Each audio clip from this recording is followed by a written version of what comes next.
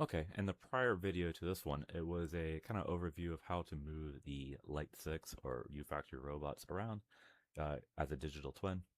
And then we also pushed the live commands to the robot through a bridge, a Python bridge.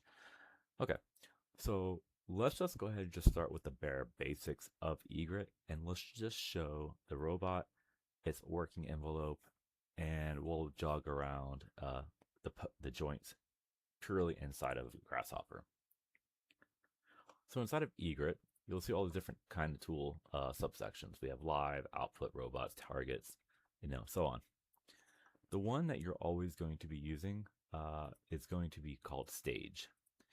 This one generates your export toolpath code. It considers collisions, kinematics, uh, access loads, all kinds of things. This is going to be the core unit of Egret. So let's go ahead and just drop this in here. You can see nothing is loaded on the canvas or the workspace in the background. There's also a lot of, I'm trying to make this very hardened as far as dummy proof, is saying, hey, what are you missing? So let's go ahead and just drag stage in there, and let's go ahead and pick your robot. You can see there's various versions or various arms from UFactory. We can just pick robot, and this is going to be inherited by all the subcomponents that require a robot. If you see on stage, there's an input called robot. I could drag this in here. We don't need to if there's only one robot. I have future plans to have multiple robots, maybe talking to each other or collision boundary. So that is why that robot input is there. But for right now, with one robot, we only need to have this component dragged somewhere inside the workspace. And the next thing, we want to give this stage some kind of pose or instructions or a PTP movement or a Lin movement or something like that. Let's just go ahead and give it a pose, a joint angle configuration. So let's go to targets, and you'll see an option called pose. And then right away, you see J through 7. Most robots only have 6 joints, but I do support 7 if you have the xArm 7. You can see it has 7 degrees of freedom. And you can see it has the Lite 6 already selected because it's upstream. Like I have this, I could drag a robot into there, but it's inheriting it whatever is on the canvas. So this pose is going to take joint angles and give it commands for stage. You can see right now it's going to send a PTP movement to stage. Let's just click a panel.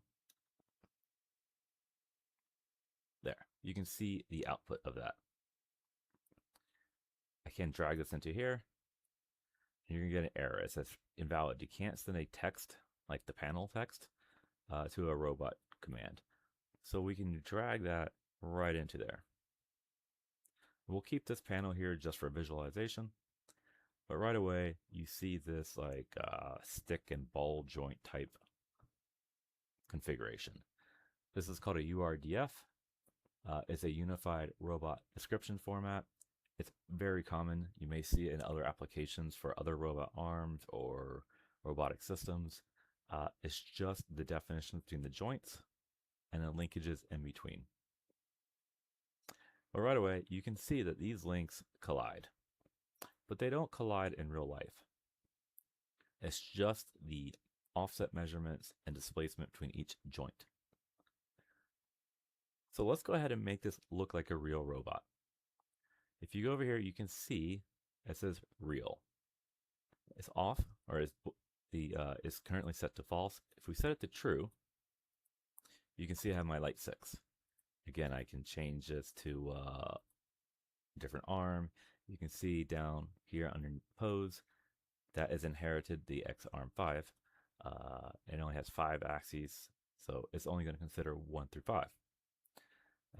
We'll go back to, we'll just cycle through them.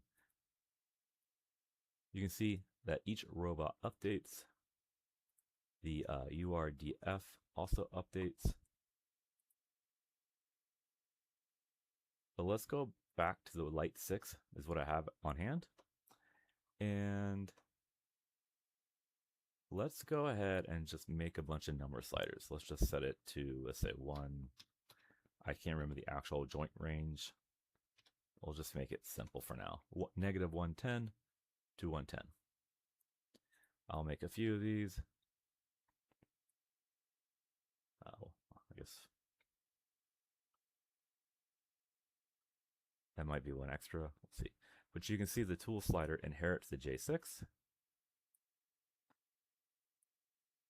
J5, and as I'm doing this, you can see the panel updating. This is perfect. I wanted that to happen. You'll see why it turned orange. And I have one extra one. We can just drag it to J7. It won't be used if it's a Lite 6. This is just ignored and set to 0.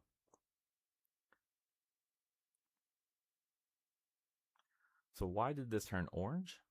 It says there's 2 joints. Well, it says joint 7 is ignored because of the Lite 6. But you can see joint 3 is past its operating range. So we can go to joint 3 and just move this around. You can see this turned yellow, or that node is no longer upset because it's also considering collisions. This is just yelling because J7 is input, but it's a Lite 6, so it's just saying that J7 is not going to be used. In fact, I think if we delete it, yeah, it's happy. Okay. So while this is good looking here, this is essentially a digital twin. We can move this around. You can see that the robot is updating. You can see my P2P movement is updating. I can rotate my J6, which is the end effector there, and you can also see the flange coordinate system rotating around.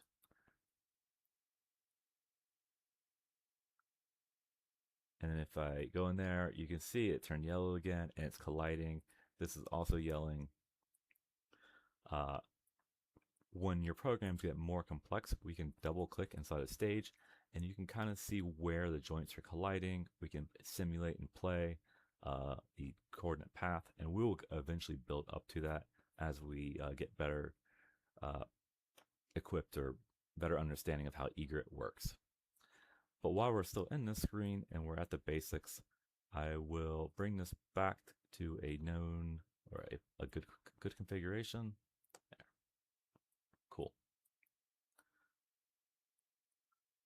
I will also save this module as a GH file so you can pick it up on your own in case you wanted to play with it without having to rewire everything like I just did. I'm going to show you one more component, and that is the Workspace component. You can see this cube is drawn and populated with a bunch of points. They're in a spherical form. This is the working envelope of the Lite 6.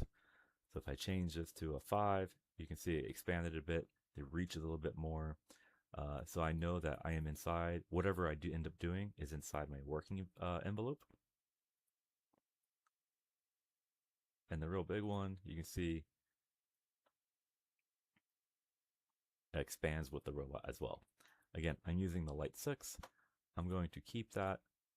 You can also see this has a robot input, but it's just reading this component in the entire canvas.